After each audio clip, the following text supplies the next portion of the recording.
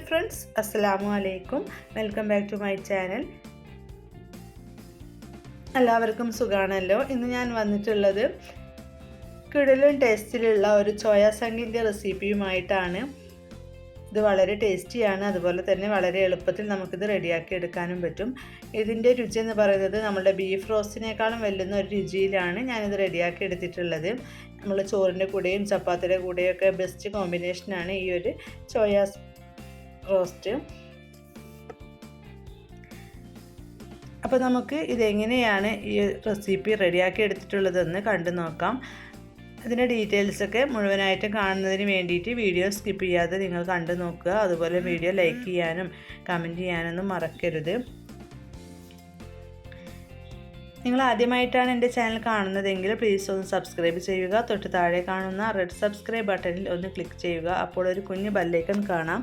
അതിൽ ഓൾ എന്ന ഓപ്ഷനിൽ പ്രസ് ചെയ്താൽ മാത്രമേ ഞാനിടുന്ന വീഡിയോകളുടെ നോട്ടിഫിക്കേഷൻസ് നിങ്ങൾക്ക് ലഭിക്കുകയുള്ളൂ. അപ്പോൾ നമുക്ക് ഈ ഒരു റെസിപ്പി ഒന്ന് കണ്ടു നോക്കാം. ഇതിനായിട്ട് ഞാനിവിടെ 1 കപ്പ് സോയാബീനാണ് എടുത്തിട്ടുള്ളത്. കുറച്ച് വലിയ സൈസിലുള്ള സോയാബീനാണ് എടുത്തിട്ടുള്ളത്. ഇതിനെ ഒരു 2 മിനിറ്റ് കുറച്ച് വെള്ളത്തിൽ കുറച്ച് ഉപ്പും ചേർത്തിട്ട് നന്നായിട്ടൊന്ന് തിളപ്പിച്ചെടുത്തിട്ടുള്ളതാണിത്. അപ്പോൾ അത് തിളപ്പിച്ചെടുത്തിട്ടുണ്ട്. അതിന് ശേഷം ചൂടൊക്കെ ആറിയതിന് ശേഷമാണ് ഞാനിപ്പോൾ ഇത് കാണിക്കുന്നത്. ഇനി നമുക്ക് ഇതിൽ കൈ വെച്ചിട്ട് നന്നായിട്ടൊന്ന് പ്രസ് ചെയ്ത് കൊടുക്കുക. ഇതിലുള്ള ആ വെള്ളത്തിൻ്റെ അംശമൊക്കെ ഒന്ന് കളയണം. അത് മുഴുവനായിട്ടും കളഞ്ഞ് എടുത്തതിന് ശേഷമാണ് നമ്മൾക്ക് റോസ്റ്റ് റെഡിയാക്കി എടുക്കേണ്ടത്. അപ്പോൾ ആ ഒരു സ്റ്റെപ്പും മുഴുവൻ കളയാതെ ചെയ്യണം. അപ്പോൾ ഇതാ ഞാൻ കൈവച്ചിട്ട് നന്നായിട്ടൊന്ന് പ്രസ് ചെയ്ത് കൊടുക്കുന്നുണ്ട്. ഇതിനുള്ളിലുള്ള വെള്ളമൊക്കെ ഒന്ന് കളയാൻ വേണ്ടിയിട്ടാണ് പ്രസ് ചെയ്തെടുക്കുന്നത്. അപ്പോൾ ഈ ഒരു രീതിയിൽ പ്രസ് ചെയ്തെടുക്കുക. എന്നിട്ട് ഞാൻ ഈ ഒരു സോയാബീനെ ചെറുതായി കട്ട് ചെയ്തെടുത്തിട്ടുണ്ട്. ഞാൻ എടുത്തിട്ടുള്ളത് വലിയ സൈസിലുള്ള സോയാബീനാണെന്ന് പറഞ്ഞല്ലോ, അതുകൊണ്ടാണ് കട്ട് ചെയ്തെടുത്തിട്ടുള്ളത്. നിങ്ങളെടുത്തിട്ടുള്ളത് ചെറുതാണെന്നുണ്ടെങ്കിൽ കട്ട് ചെയ്യൊന്നും വേണ്ട. ഒരു മീഡിയം സൈസിലുള്ളതാണെങ്കിലും വേണമെങ്കിൽ ഒന്ന് ചെറുതായി കട്ട് ചെയ്ത് കൊടുക്കുകയൊക്കെ ചെയ്യുക. അതൊക്കെ നിങ്ങളുടെ ഇഷ്ടത്തിനനുസരിച്ച് അങ്ങനെ ചെയ്താൽ മതി. ഞാനിപ്പോൾ വലിയതായതുകൊണ്ട് തന്നെ ചെറുതായിട്ട് കട്ട് ചെയ്തെടുത്തിട്ടുണ്ട്. ഇനി നമ്മൾക്ക് റോസ്റ്റ് റെഡിയാക്കി എടുക്കണം. അതിനായിട്ട് ഞാനിതാ അവിടെ ഒരു ചീനച്ചട്ടി എടുത്തിട്ടുണ്ട്. എന്നിട്ട് അത് നന്നായി ചൂടായി വരുന്ന സമയത്ത് നമ്മൾക്കിതിലേക്ക് ആവശ്യമായിട്ടുള്ള ഓയിലാണ് ചേർത്ത് കൊടുക്കുന്നത്. ഞാനിവിടെ വെളിച്ചെണ്ണയാണ് എടുത്തിട്ടുള്ളത്, അതാണ് ചേർത്ത് കൊടുക്കുന്നത്. ഇത് നന്നായി ചൂടായി വരുന്ന സമയത്ത് നമ്മൾക്കിതിലേക്ക് 1/4 ടീസ്പൂൺ പെരിഞ്ജീരകം ചേർത്ത് കൊടുക്കുന്നുണ്ട്. അതൊന്ന് പൊട്ടി വരുന്ന സമയത്ത് നമ്മൾക്കിതിലേക്ക് ചെറുതായി കട്ട് ചെയ്ത് വെച്ചിട്ടുള്ള സവോള ചേർത്ത് കൊടുക്കാം. ഞാനിവിടെ 2 മീഡിയം സൈസിലുള്ള സവോളയാണ് എടുത്തിട്ടുള്ളത്.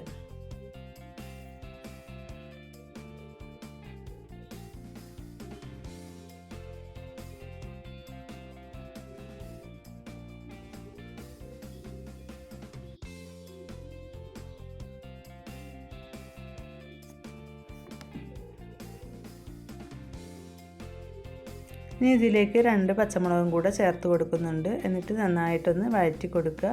ഇത് പെട്ടെന്ന് വഴറ്റി കിട്ടുന്നതിന് വേണ്ടി അല്പം ഉപ്പും കൂടെ ചേർത്ത് കൊടുക്കുക. എന്നിട്ട് നല്ല സോഫ്റ്റായി കിട്ടുന്നത് വരെ നല്ല രീതിയിൽ തന്നെ അങ്ങ് വഴറ്റിയെടുക്കുക.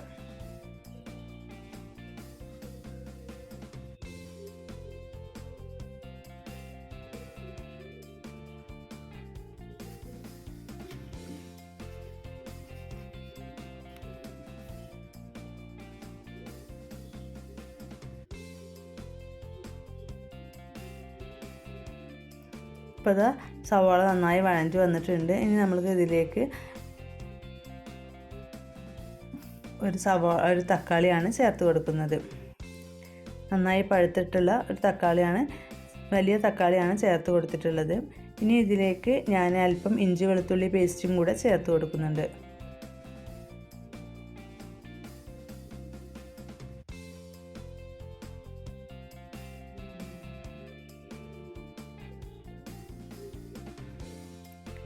എന്നിട്ട് ഇവയെല്ലാം കൂടെ ചേർത്ത് വീണ്ടും നന്നായിട്ടൊന്ന് മിക്സ് ചെയ്ത് കൊടുക്കുക. അപ്പോൾ സവാളയും തക്കാളിയൊക്കെ നന്നായി വഴറ്റി വരണം. അതുപോലെ തന്നെ തക്കാളിയൊക്കെ നന്നായി വെന്ത് ഉടഞ്ഞ് കിട്ടുന്ന ആ ഒരു രീതിയിൽ ആവണ വരെ നന്നായിട്ട് കുക്ക് ചെയ്തെടുക്കുക. ഇനിയിപ്പോൾ അതിലേക്ക് അല്പം കറിവേപ്പിലയും കൂടെ ചേർത്ത് കൊടുക്കുന്നുണ്ട്. ഇനി ഇതിലേക്ക് 1/4 ടീസ്പൂൺ മഞ്ഞൾപ്പൊടിയാണ് ചേർത്ത് കൊടുക്കുന്നത്. അതിനുശേഷം 2 ടീസ്പൂൺ മല്ലിപ്പൊടിയും കൂടെ ചേർത്ത് കൊടുക്കുന്നുണ്ട്. ഇനി നമ്മൾക്ക് ഇതിലെ എരിവിന് ആവശ്യമായിട്ടുള്ള മുളക് പൊടി ചേർത്ത് കൊടുക്കാം. ഞാനിപ്പോൾ ഇതാ 1 ടീസ്പൂൺ മുളക് പൊടിയും കൂടെ ചേർത്ത് കൊടുത്തിട്ടുണ്ട്. എന്നിട്ട് ഇവയെല്ലാം കൂടെ ചേർത്ത് നന്നായിട്ടൊന്ന് മിക്സ് ചെയ്ത് കൊടുക്കുക. ആ റോസ് സ്മെല്ലൊക്കെ ഒന്ന് മാറി കിട്ടുന്നവരെ നല്ല രീതിയിലൊന്ന് മിക്സ് ചെയ്ത് കൊടുക്കുക. അതിനുശേഷം നമ്മളുടെ സോയാബീൻ ഇതിലേക്ക് ചേർത്ത് കൊടുക്കുക. എന്നിട്ട് നന്നായിട്ട് മിക്സ് ചെയ്ത് കൊടുക്കുക. മസാലകളെല്ലാം തന്നെ ഈ സോയാബീനിൽ എത്തുന്ന തരത്തിൽ മുഴുവനായിട്ട് നല്ല രീതിയിൽ മിക്സ് ചെയ്ത് കൊടുക്കുക.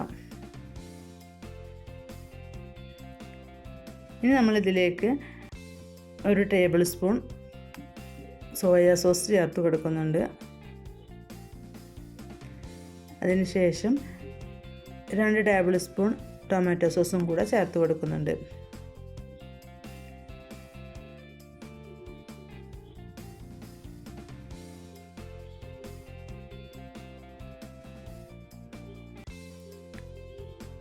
ഇനി നമ്മൾക്ക് ഇതിലേക്ക് ആവശ്യമായിട്ടുള്ള ഉപ്പും കൂടെ ചേർത്ത് കൊടുക്കുക.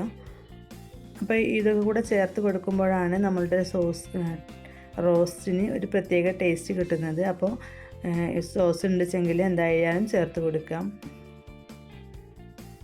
നമ്മളുടെ റോസ്റ്റ് നല്ല ജ്യൂസി ആയിരിക്കും ഇതൊക്കെ ചേർത്ത് കൊടുത്തിട്ടുണ്ടെങ്കിൽ. എത്ര കഴിക്കാത്തവർ പോലും ഈ ഒരു റോസ്റ്റ് കഴിച്ചിരിക്കും.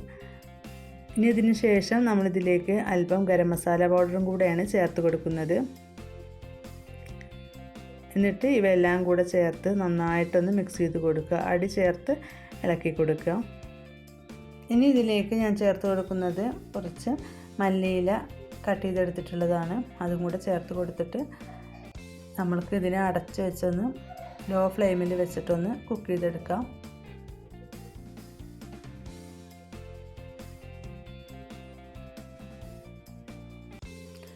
ഒരു 3 മിനിറ്റ് ലോ ഫ്ലെയിമിൽ വെച്ചിട്ട് കുക്ക് ചെയ്തെടുത്തിട്ടുള്ളതാണിത്.